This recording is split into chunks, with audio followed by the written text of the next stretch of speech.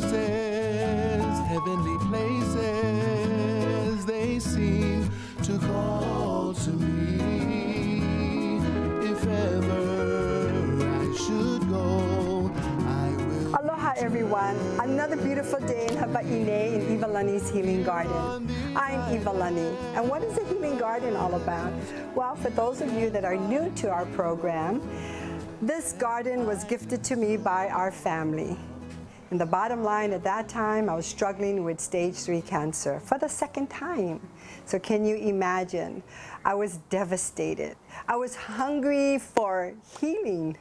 I came out in the garden, I would pray and plant and plow and just ask for forgiveness and said, Lord, I'm a selfish person. I need to be healed. I need to be alive and well and happy. Life is beautiful because we make it beautiful. You are in charge of your own legacy and your own life.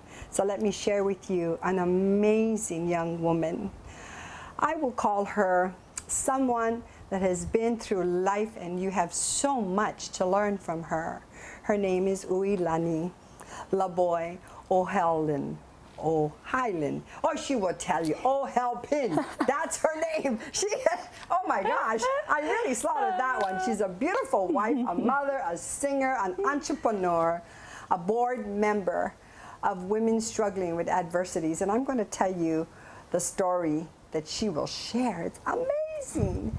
And this lady, she is also a flight attendant for Hawaiian Airlines and a current Mrs. Hawaii United States 2020.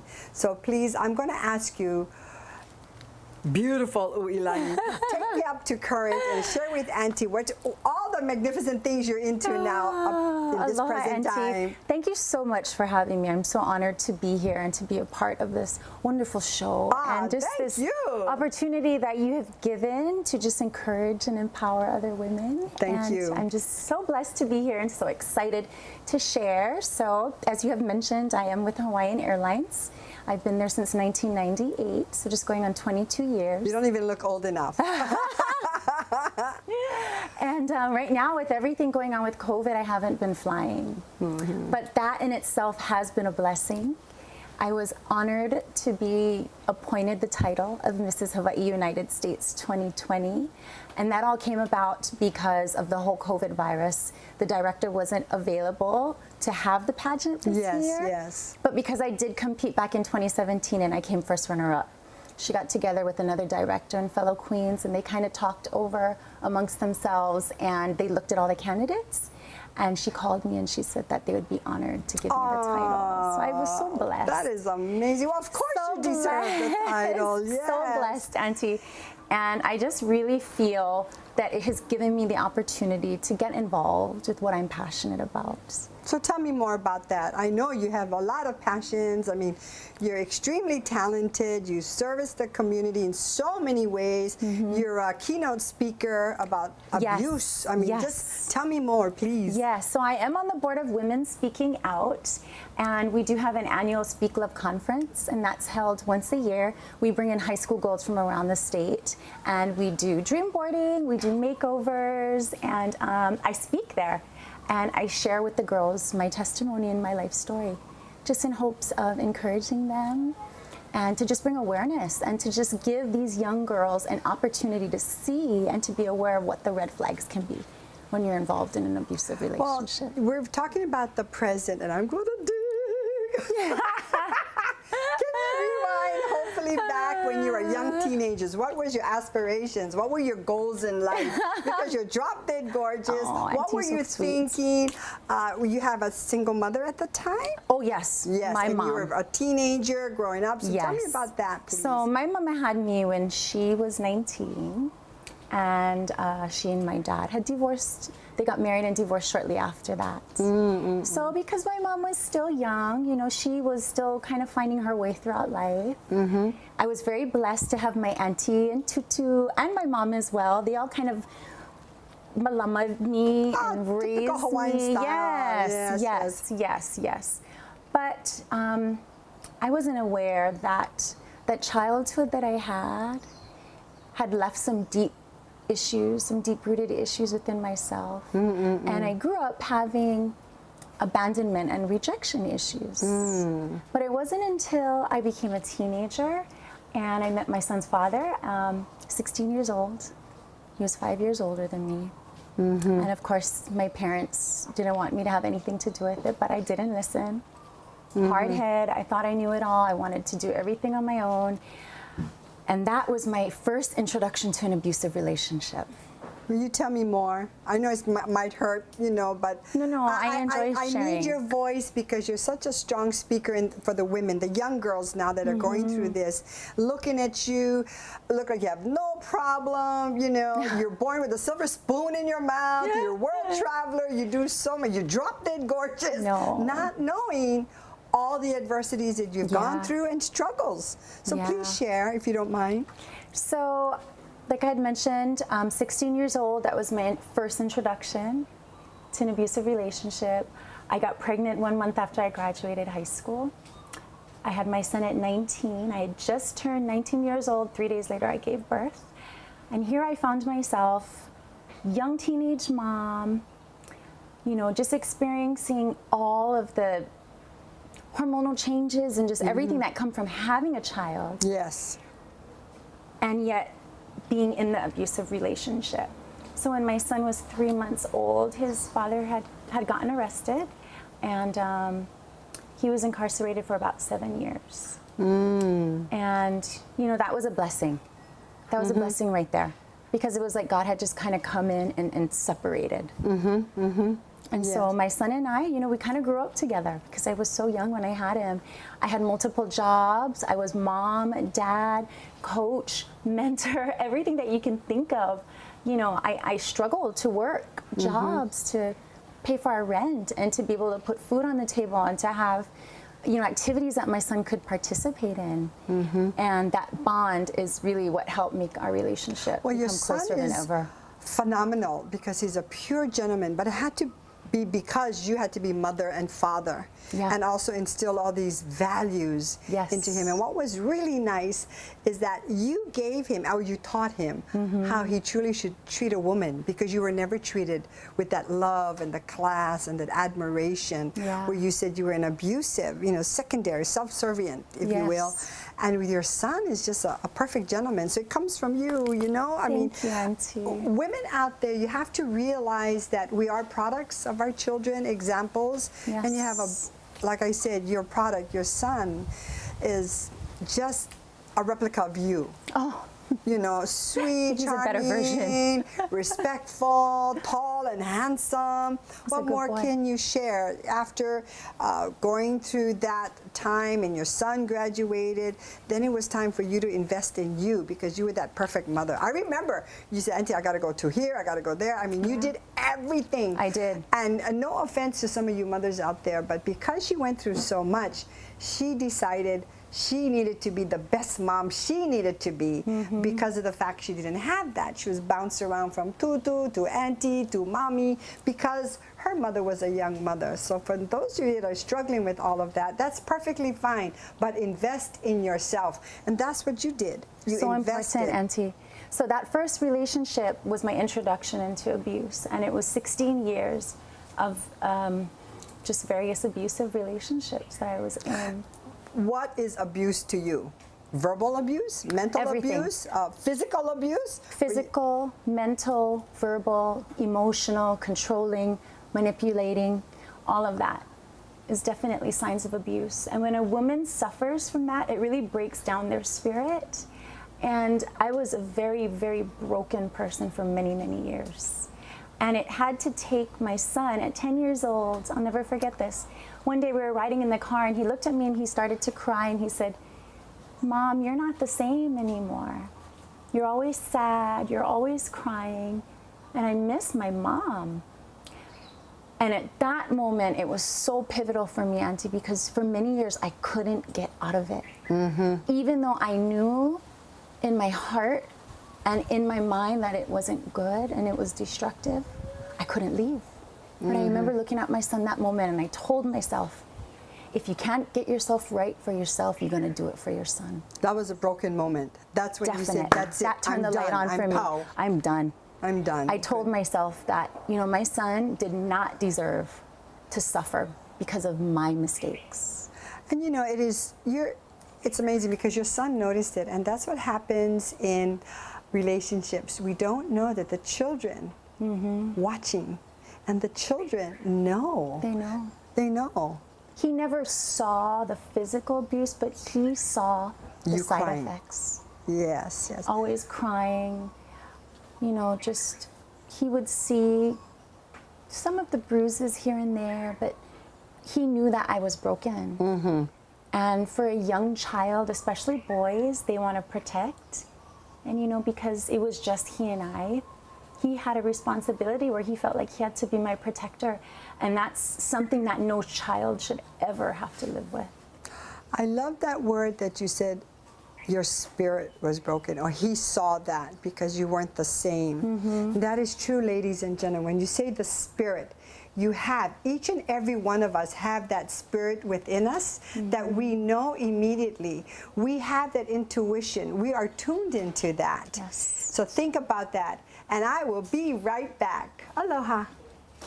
Oh, today I want to share with you about this facial cleanser from For Me to Bless, and also the facial toner. Now always remember, I've said this numerous times and I'm going to keep repeating myself, I'm in the garden, I'm in the sun, so I need all the help I can get. We all do, because the skin needs a lot of protection. Oh, Iwalani, you have beautiful skin, but look at this packaging, look at the toner, look at the cleanser. 24K, and I am all about skincare. Oh, so yeah. important for us to take good care of our skin, especially here in Hawaii. Skincare is important, yes. So again, For Me to Bless. Don't take my word for it. Try it for yourself. Aloha. Okay, I want to salute all of you. Don't forget to hydrate now. Lots of water, and especially in this pandemic time with the COVID.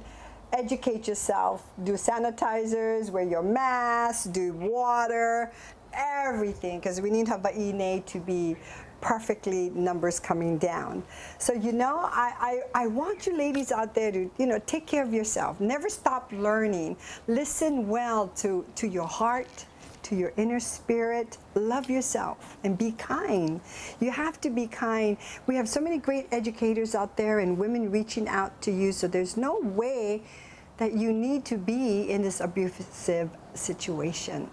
So I'm going to continue to talk with Iwalani. Iwalani, why do you think that you went through a second relationship knowing the first one was horrible? Why do we do things like that? But it's so natural, right? Yeah. Well, definitely, Auntie, I would say because I was in the cycle of abuse. Yes. And for many women, once they get involved in an abusive relationship, it starts to break down their self-confidence. They have no self-worth. They don't put a value on themselves. And I didn't realize, but the longer I stayed in these relationships, the more it broke me down. You know, what made you so strong to see all of this right away after the second time? You know? Well, it was a third. Oh, was it? Okay. Okay, 3 times you're out. Okay. 3 times is too many times. But I Yes. think, so the last relationship was definitely the most destructive. Not only verbally, emotionally, physically. That one really, really broke me down. And as I had mentioned earlier, that was when my son had come to me and said, hey, you know, Mom, you're not the same anymore. And it was at that time that I had finally realized that I need to get it together. And I had, you know, friends, family, they would all tell me, why do you put up with it, Ui? You're so beautiful, you deserve better. And I would hear it, but my heart wasn't in the place to receive it. And I really believe a lot of the girls and guys too that's in this relationship of abusive conditions always, they don't get it right away. No. We pray that they do. Hopefully that this filming will help you recognize it right away. And don't badger yourself after 1 or 2 or 3 relationships. But like they always say, it's never too late. Yeah? Winners never quit. Quitters never win. So you're a winner out there. pick yourself up and you know that you well deserve a better relationship, a better journey in life. You need to love yourself more. And with all of that, Ui, again, what made you turn? What made it an awakening moment to just say, I need to forge forward? Did you immerse yourself with some kind of program or surrounded yourself with women, or what was it? I went through some deep counseling. Oh, okay. I had a very good friend that was, she's a Christian-based counselor, and I really owe so much to her because she saw me through my most darkest times.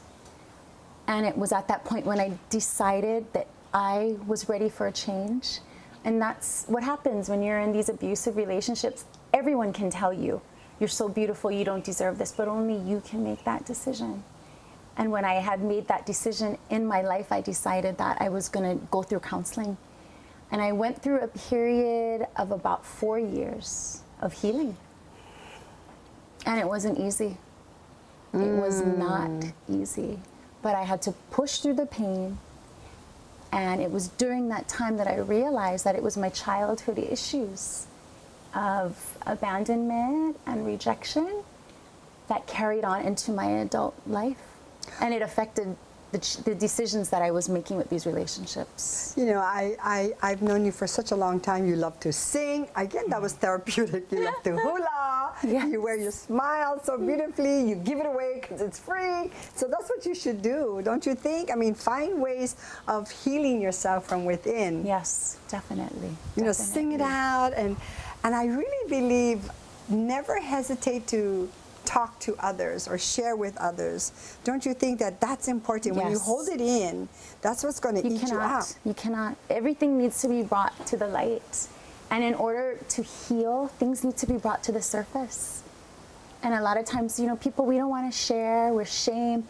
We don't want to talk about it. But it's only at that time when you actually speak about it and you bring it out and you share with others that you become accountable for your decision and your process to heal. In your world travels, I know with the airlines, or you love to go to fine dining and you're out there in the public, do you recognize abuse right away with people, or even on the airplane? Do you see it right away? It's so funny because I can look at a woman now and I can just feel in my heart, I can tell that when she's broken. But it's only because I've lived through that. I can tell when a woman walks and they put their head down, they don't want to look up, they don't have confidence in themselves. Self-esteem. Yeah. I can tell that their spirit is broken because I lived like that. That is so true. So, ladies out there, remember what Ui is saying. And if you want to change your life, you can. Because it's your life to create, nobody else's. The respect, the honesty, the love for yourself and those that you love. The opportunities are there. Never be stuck. It's so easy for me to say this, and yes, it is, because I went through it in a totally different way. I was never hit or abused, but even sometimes, with coworkers or any kind of situation that you're in, just hearing little things can bring you down. And that's what you have to learn, to just say, well, things happen. I love the F word. The F word is of forgiveness, I mean, people, sometimes they say things and they don't know what they're saying, or they don't understand how they can be hurtful. So you just need to be more aware and say, okay, this is not going to hurt me. I'm better than this. I'm going to just forgive them and move on. And that's what you did too. You did that That's a lot. part of the healing. That's part of the healing. You have to forgive. Because, forgiveness is not really for the other person, it's for yourself. And it sets you free from whatever that bondage or whatever that hurt might be holding you to a situation or to a person. Forgiveness is key. And speaking of that, I, had to make forgiveness with my son because, for many years, he lived with the responsibility of feeling like he had to protect me as his mom. And when I went through the healing journey and I was finally able to become aware of everything that I had been through, and I walked it out, and I looked to him one day and I said, can you please forgive me, son? forgive me for the situations that I put you in, for the situations that I put myself in, because I didn't know any better at that time. You were young and naive, Yeah. extremely naive, Yes. and you thought that was a way of life. Yeah. But now you know better. And I truly believe with my heart and soul, look at you, that she's gone through all of this so she can be all that she is today, a keynote speaker, a person that's reaching out to young girls or even women my age and say, hey, you're still in an abusive situation, get out. There's no reason for you to stay in any abusive situation, no matter what the relationship is, because you deserve better than that. You need to love yourself. And I will be right back. Think about that. Yes. Uy, I'm going to share with you about this 24 karat eyelid. Okay, she's young, I'm old. But you know what? I use this all the time, and it's a 24 karat eye lift. This is perfect for not going under the knife. So I use this all the time because I need to have my eyes lift, my face lift, everything lift. So for me to bless, try it out. It's phenomenal. Thank you very much. Ooh, this is wonderful, Ooh, can I see? Oh, eye cream is so important. Yes, yes. That looks amazing. Hi, thank you for coming back. I'm going to put Iwalani. I want to ask her some personal questions again because she's so full of life and love and sharing. And with all of this, you have a great message that I'm going to ask you to tap into real deep and share with all the women and men out there, or children, anybody with abuse should know all of this. Yeah, don't hesitate. We have so many 911s. We have family you can talk to. Well, go ahead, share all of that, please. So basically the message that I share when I do speak with women, and it's something that I call golden redemption, and that goes back to part of my healing journey. And it was when I reached a point in my life that I realized that I was worth more than gold to God, that He was able to take all the ugliness and brokenness from my life and redeem it to bring Him glory. Yes. So that was very important for my healing journey. But it was also being able to have a counselor that I could speak to, sharing with family and friends the situation that I was going in, having someone there that I could confide in. And at a certain point, because I was in these relationships for so long, a lot of my good friends and family, they didn't want to hear it already. But like a broken record. You kept calling wolf. And they kept saying, why do you go back to him? We don't want to hear it already. We told you, you deserve better. And I had one cousin, God bless her, she stood by my side through every late night call that I had, crying when no one else wanted to listen to me. And she was such a big part of my healing journey. So I think for any of you women that are in these relationships, I know how hard it can be. And I know that you feel like you aren't worth anything and you don't deserve anything, but let me tell you, that is such a lie. That is such a lie. Well, they can reach you. Yes. And tell me about the TRO. I'm hearing so many stories about that. These local girls, make TRO and get all scared. Never follow through. I think the most important thing is when you do get to that point where you want to call 911, a police officer will come to the scene and take a statement, and you have the opportunity to pursue a TRO at that time. But for a lot of abused women, they won't follow through. They won't follow through. And I know because I did that many times myself. The police officer comes, you start lying about what happened, you start backtracking. And I think it's just so important for us women that are looking to get out of these relationships. You have to remain steadfast and you have to be strong. Yes. As much pain as it causes, you've got to know that you got to walk it out. And the TROs are there to protect us. Ultimately, in my last relationship, that's what I did, and I stuck it through this time.